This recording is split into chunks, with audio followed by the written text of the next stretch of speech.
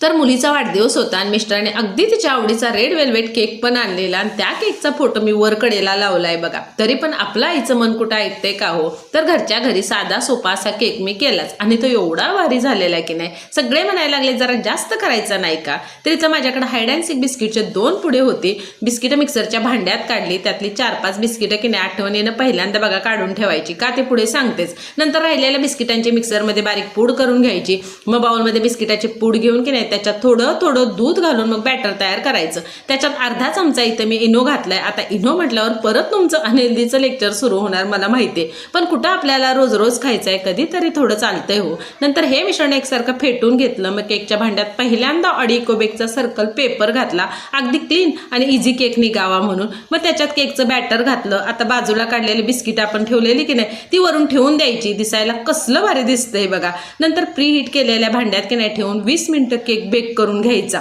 अगदी स्पॉन्जी आणि मस्त केक झालेला. आणि हे बघून मिस्टर म्हणायला लागले, अरे अरे उगच पैसे घातले केकला, यातच अजून की नाही 2-4 बिस्किटाचं पुडं आणलं असते तरी नाही तर बरं झालं असतं. तर एकदा नक्की करून बघा आणि जाता जाता तेवढं सबस्क्राईब करा.